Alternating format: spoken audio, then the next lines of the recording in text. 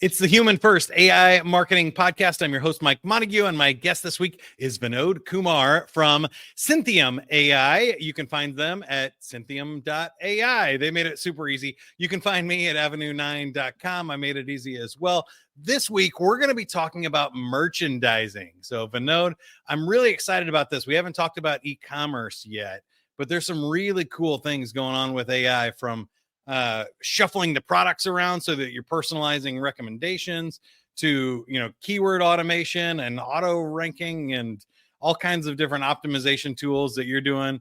But I think it makes a ton of sense to simplify merchandising with AI in a very human first way, because no human wants to sit there and shuffle these results and tag all these keywords and all these different products on the seller side.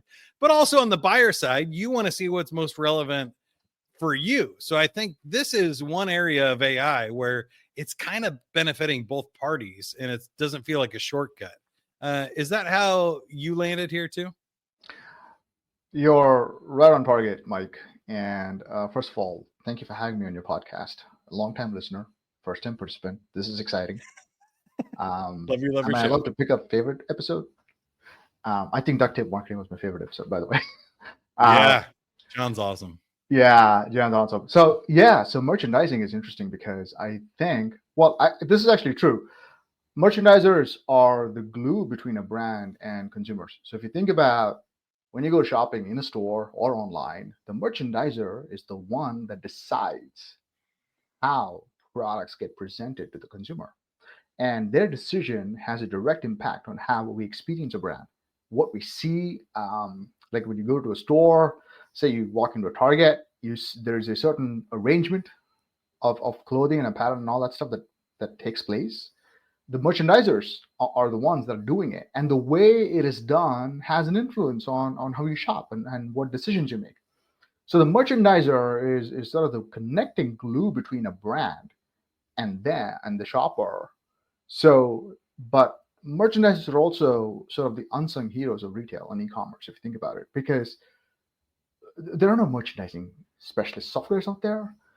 Everything that merchandisers need are sub features of an e-commerce platform. And there's really not a lot of specialist tools available to make a merchandiser's lives easier. Even today, with all the AI all around us, merchandisers are still doing a lot of manual grunt work to merchandise an e-commerce site, to merchandise a store. And that's how we landed on where we landed on with Cynthium. It's about bringing joy back to merchandising, making their work joyful again. And that's what we're trying to do with Cynthium. Is it mostly e-commerce, or do you have retail solutions as well? We work with retailers as well as branded manufacturers. So those are the two groups of customers we work with. Branded manufacturing we had more success with brands rather than retailers. And that's somewhat intentional because our messaging and our positioning has been very much focused on positioning ourselves towards specific brands and specific types of brands. And that is just to make sure that as a startup, we are laser focused on the specific type of problems we want to solve and the specific types of users we want to serve. So we've focused on brands to begin with. I think that makes a lot of sense. And I think there's a ton of lessons here, even for like small and medium-sized businesses, because big retailers have had this problem for a long time. They're purchasing millions of dollars of inventory. They want to make sure they get it right. But even a small business, if you're going to build something, if you're going to make something, if you got a cool idea for a t-shirt design, you really need to test this and find out what the market is, what the price point is, which colors sell and which ones don't. So you don't waste a ton of time and money. If you're a small business, that can put you out of business really quick, or a trend changes or keywords drop away. We're seeing keyword results shift and change, and the way people buy change all the time, or Amazon, or China decides to knock off your product and sell it for exactly, $5 cheaper and stuff. Like, there's a lot of difficult challenges in e-commerce that I've kind of, shied away from these brand products in retail. I did one startup about 10 years ago where it was chic personalized gifts with my ex-wife. And we found that some products are impossible to sell, like mugs, custom printed mugs. They were really cool looking and people would buy them if they saw them, but it's impossible to advertise online because you know how many different mugs, tumblers, you're competing with Stanley, and then the promotional mugs where you buy 1,000 of them custom at a time, and there was no way to get a market. And I'm telling this is a super long question, so it looks like you're staying with me so far. But the one we found worked was front license plates. There's a limited number of states. There's like 11 states where you don't need a front license plate. So you can have a custom monogrammed license plate. There wasn't a lot of competition. It was easy. Nobody was advertising on the keywords. And we're like, oh, we found this niche. But it took us thousands of dollars and months to figure out which of these products would sell. I could see where AI would be very helpful in machine learning and predictive analytics and data analytics to help us know before we waste time printing all these mugs that we know which products are going to work or where there's room in the market before we start doing that. Yeah, you're absolutely you're absolutely right. It's funny you mentioned this because the very first customer, the very first brand that signed up to launch their business on Cynthium made coffee mugs. It's tough. I kid you not. Did it work? Very large company. They're not a startup. They're a very large company, and their mugs are pretty popular. And they already had an established business. But the problem was, how many different varieties of mugs can you make? Like different colors and shapes and sizes. So colors and sizes are a big deal when it comes to mugs, right? And when we get into colors, merchandising is very, very difficult. Like imagine this. Someone makes a mug and let's say it's a blue mug. They're not going to call it the blue mug. They're going to call it some really attractive name, like, blue sky, whatever, right? But when a shopper goes to the site, let's say this is called coffeemugs.com, whatever. That's not the name of the customer, but just to use a proxy. Say as a shopper, you go to coffeemugs.com. Are you searching for blue sky, whatever, blah, blah, blah? No, you search for blue mug. How does one, as a merchandiser, make sure that the search for a blue mug brings out the actual different varieties of blue you have in your catalog, in your inventory? How does the merchandiser make sure that the ones that are most available are sorted first, and the ones that are not necessarily available are below the fold, as we like to call it in e-commerce? How do we make sure that the ones have a higher contribution margin are prioritized so that the brand can make more profit? How do we make sure that it is relevant to what the shopper is actually looking for? Can we actually know what the shopper is looking for? Can we use AI to derive what the shopper is looking for? Perhaps by looking at shopper behaviors of other shoppers who may have searched for similar blue mugs in the past. So all of those signals have to be put together to deliver a very compelling shopping experience. And that's where Cynthium helps. That's where that's a big problem. It's very time consuming. It's very complicated. There's a lot of data downloading into spreadsheets and mathematics involved. And I saw this on your website, and it really makes a ton of sense for people. I think if people are listening to this show, they're trying to think about how to apply AI like in their world, in their marketing. What does all this generative AI mean? And I think a lot of people default to, oh, well, let me write some marketing copy, or I'll write a social media post or something really quick, which is fine. It's great for that. But what I'm hearing you say, and what I saw on your website that I thought was so compelling, is these search terms. Now, if somebody misspells something, and so they were trying to write blue, but they left the E on the end, in previous dumb searches, that wouldn't have pulled up a match because, sky blue and navy blue were different search terms. And so maybe there was some general matches and stuff we could do, but it was pretty dumb. Now with these smart searches with AI, you can have conversational search, you could have intent-based searches like you mentioned, but also we can now say, okay, AI knows that, if if we spell the word through THRU like a millennial, that we know what they're meaning. It can interpret it and make more close matches to identify stuff than we ever have before. And I think that kind of language understanding is really a game changer in search. So again, I'm asking a really long question, but in my experience, it was, I think, even just like 5 years ago, like 50% of all Google searches were first time searches. Nobody had ever thought to type in those letters in that pattern ever before, even in 20 years of using Google, because we all make up our own language and our own intent, and we don't know exactly what we're looking for. And sometimes we write it in a full sentence, and sometimes we don't. We just throw out word salad. And so using AI, I think, is a really smart application just when it comes to search. Can you talk a little bit more about conversational searches and some of these like strategies for minimizing zero results that might come up in previous merchandising searches? Absolutely, absolutely. So what you're referring to is what's called Googlish, the random keyword salad, right? Yeah.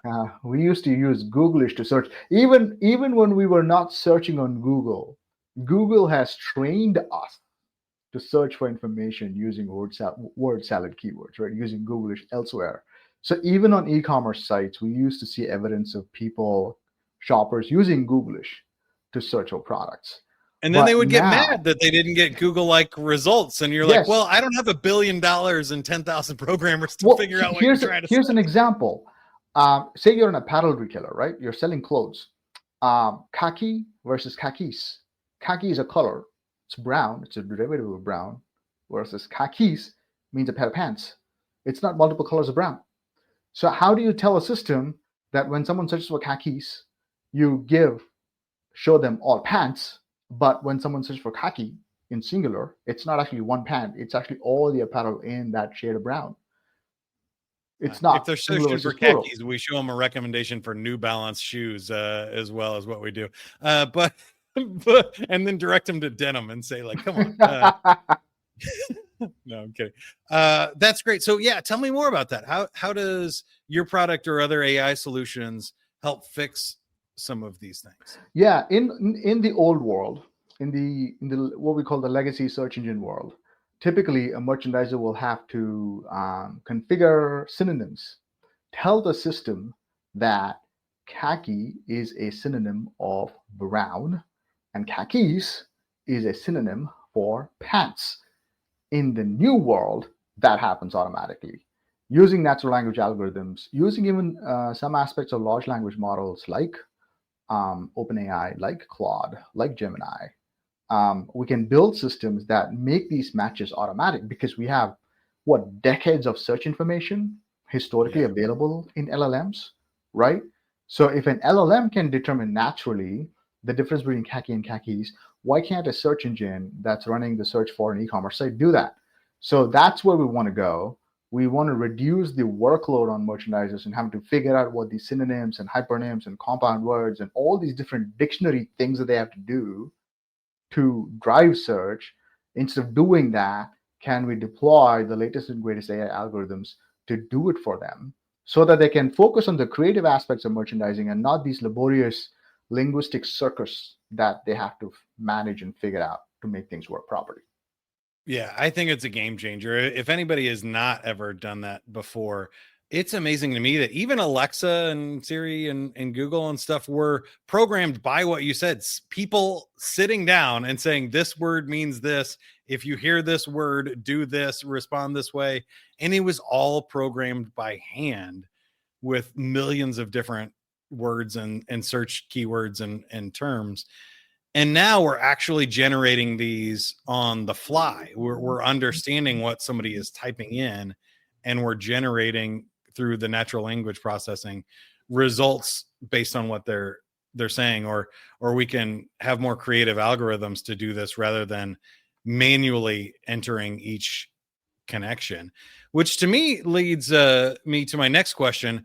With that Chic Personalized Gifts website that I was doing, we were trying to do custom products, allowing people to, type in their initials or their name or give it as a gift and put somebody else, and they could choose their colors, and we wouldn't make the product until they place the order. So then we could do this like one-off screen printing or sublimation labeling to create the product and then ship it.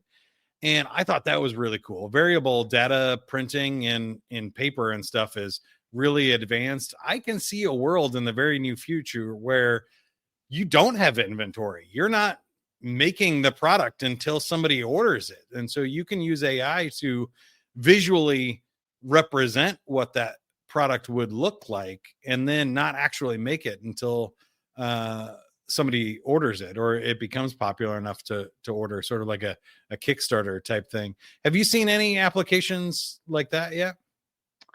To some extent. I don't think we're there yet. I've seen a lot of experimentation, especially when combined with what can be 3D printed with the current 3D printing technology. Additive manufacturing is an interesting space where instead of taking one big block of raw material and subtracting raw material to construct a product, you get the raw material and then you construct the product from scratch,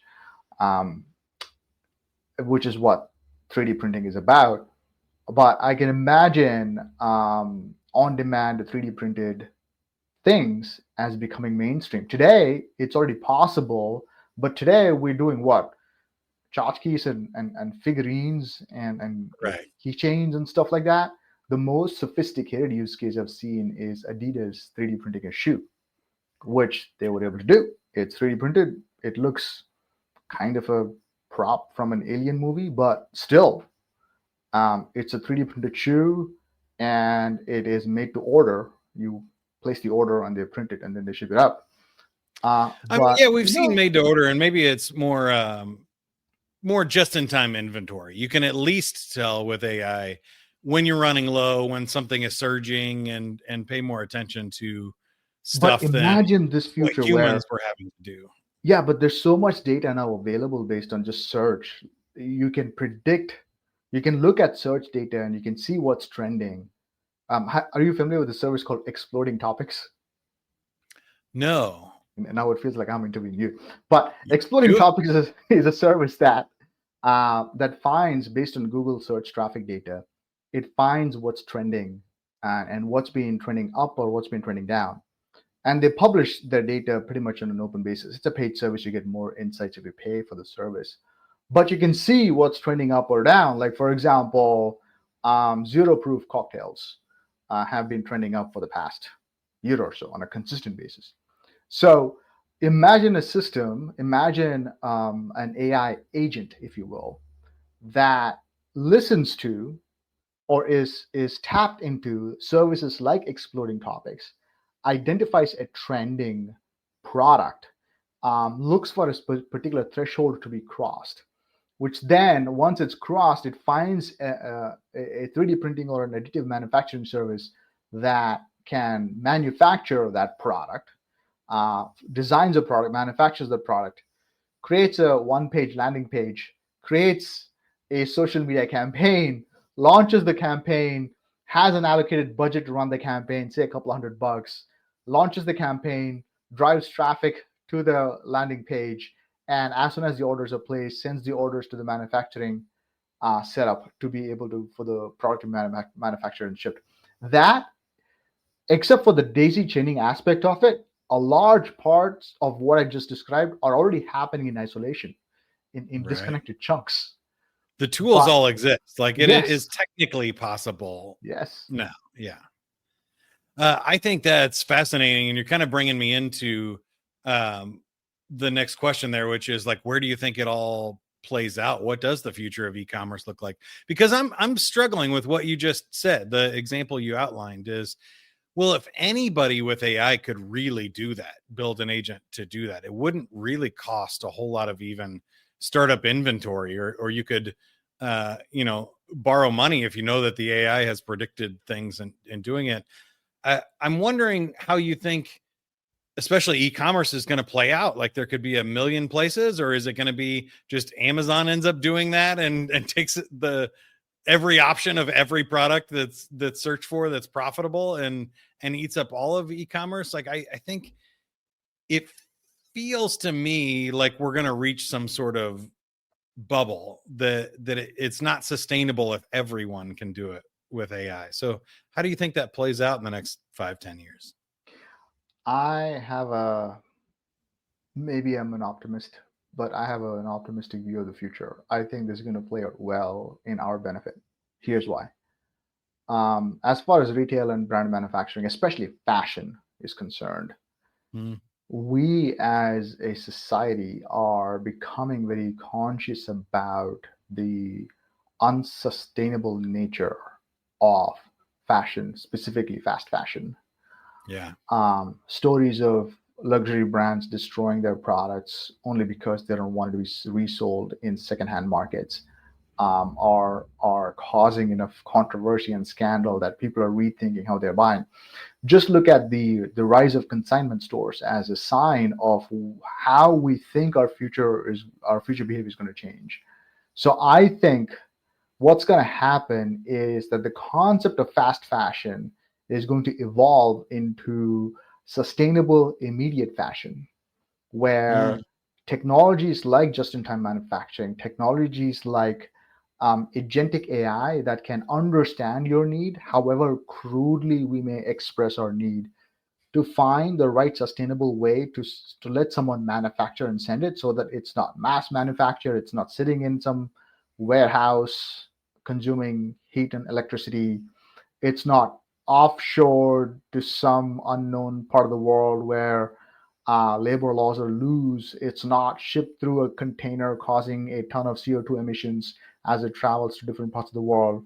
But I'm I'm envisioning these interconnected closed loop systems that connects demand to production within a proximity that makes it sustainable in the future, where AI is involved in understanding what we need.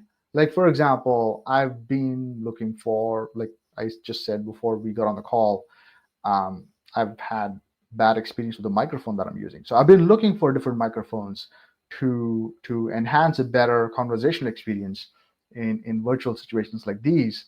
But today, the options are so many. But if an AI agent understands my setup, understands my preferences, understands my practices of what I need, what I prefer, it should be able to find the right place where it is perhaps manufactured or even assembled to be able to be then delivered to me in a short period of time.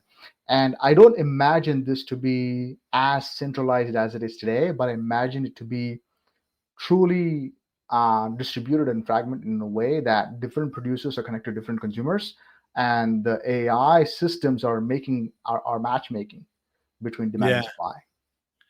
I like that. I think that's a great outcome, and a lot of that is going to happen. What I'm interested in and is who decides on what these algorithms are doing, right? Like I could see the same thing being used for nefarious purposes if we're trying to sell you something that's mislabeled or, like you said, a knockoff. Or I was even thinking like, it's going to be awkward in the future when your AI, like, just tells you one day, it's like, hey buddy, it's time to go up a size in those jeans. I'm just going to go ahead and order you the extra large because they're looking a little tight. And but then I thought, well, actually it could just do that and then have the label printed that still says a large. So I'm still like, I'm confident that I'm still wearing a large shirt, but they've just made it bigger for me so that the large has a little extra room where I need it. And then it's like, well, who's going to make all those decisions? Who's going to decide? And I guess that's a good question for you, is do you think it's going to be the big brands and the big players, the governments, or the people controlling the AI, or is it going to really still be consumer driven and you decide how your algorithm treats you or how much sustainability or ethics you want in your own algorithm? Well, that is the $1 million question, right? That is the new battleground. And it's a green field, and everybody's vying for to become the big 800-pound gorilla in the room. I don't think anybody is today. So today you have general purpose agents like Perplexity and Gemini and ChatGPT and Claude duking it out, and then you have the open source world with DeepSeek and Llama trying to vie for a piece of their own mind share. And then you have all these specialized companies per industry and per segment. Like, for example, in legal, there's an agentic company called Harvey that is quite popular among law firms Mm. because it automatically pores through historical cases to find precedents based on what argument you want to pursue in a particular case. So they are carving out a niche within the legal industry. Similarly, there's insurance, there's real estate, and so everybody's vying for these different to stake their ground. So Yeah. so I think if this plays out, just to extrapolate, I think the future is going to be a small collection of general purpose agents and a large collection of specialist agents that specialize in one or two areas. I think that's a very logical place to end um, in terms of where this might go.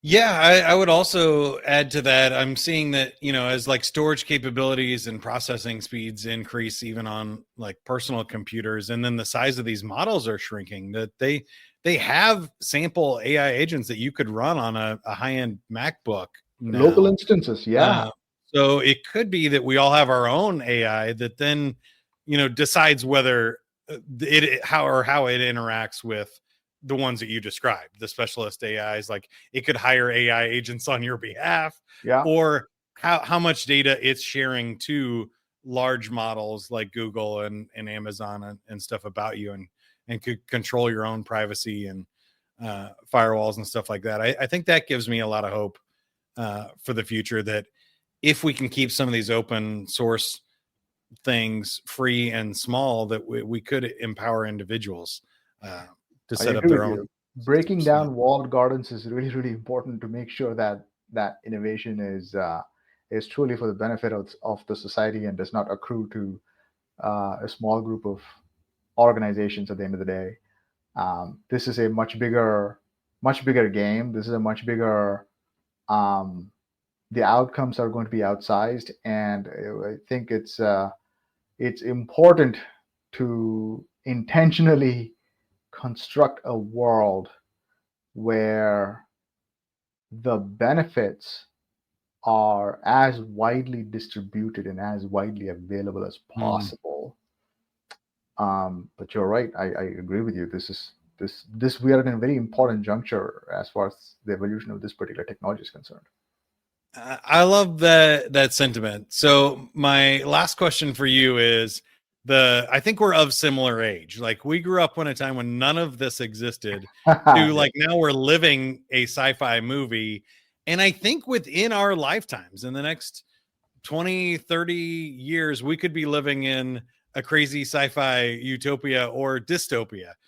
So if you had to guess right now, where do you think we end up? Is there an example of a sci-fi movie you would like us to end up in, or you think we are most likely to resemble the truth? Yeah, yeah. I don't think we'll end up in Blade Runner situation. I Dang don't it. think so. I hope not. Yeah. I'm more optimistic. I'm more of the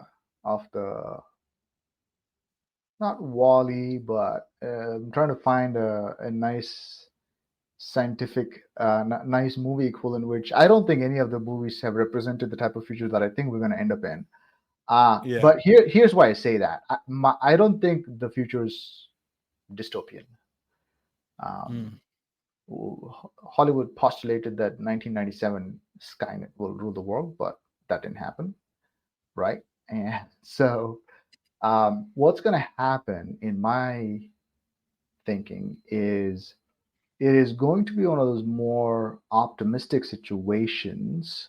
It'll be more Minority Report kind, I think, or even Back to the Future type, where it's more about assisting and augmenting so that humans can live better lives, so that our quality of life improves. However, the onus will be upon us as individuals and us as a society to make sure that we leverage these advancements to move ourselves forward and not to regress back. Because I do think that there is possibility of regression, but as a collective, I think we are interested in moving forward, and that's why I think we will move forward instead of regressing back. For example, simple case, ChatGPT makes it super easy to draft LinkedIn posts. LinkedIn posts are getting crappier and crappier by the day because now you can actually spot a ChatGPT authored post versus a human authored post. This is a phase, this will phase out, and people will understand and realize and start to ignore AI authored content in favor of authentic, genuine, opinionated content. And therefore, the algorithms, because they want eyeballs, they want attention, the algorithms of platforms like LinkedIn will start to promote and put more premium on human created content instead of AI created content. Same for digital art. It is going to be super difficult for someone to actually paint a work of art instead of generating a work of art using Midjourney or DALI. So that's going to do? The more something is abundant in supply, the lower the value of that's going to drop. The rarer something is, the higher the value of that's going to be. So art is going to be more important because it's going to be valued more because it's a lot rarer than Midjourney AI DALI generated art. So that's why I think that's a this is great optimistic. intelligent take, and I think it's probably all of the above, right? Short term, it's going to be messy, like you said. There's outsized gains for some people, and it'll be manipulated and stuff. Mid range, I see something like a Minority Report / Idiocracy / Wally Idiocracy. I situation. forgot about that one. But then I think if we go long enough, the health benefits, the stuff, curing cancer and diseases and Alzheimer's and all that stuff will also exist. So I think if you go for further enough out, you get into something that looks more like Star Trek Next Generation is probably the best, or probably yes, something more utopian like the Jetsons, where it's like, hey, we got replicators for food. Nobody's starving. You can make whatever you want. Nobody has to work, but you choose to work or make art because that's what you want to do. And I hope we can speed up that messy process in the middle, because it could get pretty crazy to get there. But I think I'm hopeful that eventually the optimism, the good, and the abundance will win out. I agree. There's just one thing. I don't agree with the work's going to disappear and we're going to get to do whatever we want to do. I don't think work, as in creating something that others find value in, I think that act of work, I don't think that's ever going to go away. Because I think there'll always be value in something that humans produce and humans make or humans do. We never got into this in this conversation, but I actually own a couple of coffee shops that my wife runs, and customer service, the human interaction of serving someone a coffee and having that interaction. We have bots and they can order online and coffee will come to them. Right. But the human interaction aspect, there's always value in it, and people appreciate it when someone live comes to you with your coffee and asks you how your day is going, or if you accidentally spill something, brings you a mop and makes sure you're doing okay. That there's value in that human connection, and I think that's not going to go away. And therefore, I don't think work is ever going to go away. Yeah, I agree with that. I love it. I noticed in the pandemic and stuff, just when we can order everything online, like it's not as good. You miss those just smiles and interactions, and like you said, how was your day? How can I help you? Kind of things that you want to get back to. And the pandemic didn't kill restaurants, although it was a dangerous time for them. I think the same thing kind of happens in a lot of different industries as well. And when you look at like a Star Trek Next Generation, people still have jobs or they choose roles that they want on a ship because they still want to contribute and make a difference and have causes to work for. So that's a great way to wrap up. But I want to ask you about what your work is and what you're trying to do. How can we help you or you help us with Synthium.ai? Synthium.ai is an agentic merchandising engine, like we discussed before. And it is an engine that enables brands to make merchandising enjoyable and joyful. It cuts down on a whole bunch of manual labor, and it truly automates the work that really is mostly grunt work. So it frees up merchandisers' time to be more creative and strategic and collaborative within their organization. So that's what we do, and we are currently working with brands, fairly large brands, to test this technology, to deploy this technology, and see how well it enables them to improve their margin, most importantly, contribution margin. And that's what we're doing. So the way I look at it is, if there are e-commerce managers or brand managers listening to the podcast, and if they want to ever learn about how a technology like Cynthium can help make merchandising better, help them improve merchandising success in improving the bottom line of their business, reach out to us, and we'll be happy to, even if you end up not using our product, we'll be happy to talk to you about how different, what are the different ways in which AI can be deployed to make your lives better. And on that note, in about 3 weeks or so, we're going to publish a white paper that is going to double down on understanding how the priorities of brands are migrating from a focus on revenue growth to now being focused on growing margin, more specifically contribution margin. We have done some research on what's happening in the industry, so that people understand, brands understand that they're not the only ones going through this. This seems to be a cross-cutting trend across multiple brands and multiple retailers of different sizes. So that's going to be out soon. So it'll be available on our website, on LinkedIn. If you follow us on LinkedIn, you will get notified when that's out. So if you're interested, that's another thing that you may want to keep an eye on. Do that for sure. Go find Vinod Kumar on LinkedIn. I am Mike Montague.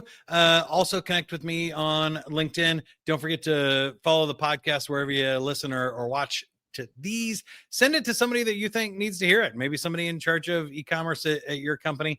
And if you need help trying to figure out how to humanize AI tools and, upgrade AI generated content to speak human in sales and marketing, or find a way to spread your voice wider and further with the power of AI, go to avenue9.com. Until next time, keep going. Have fun with it, everybody. Later.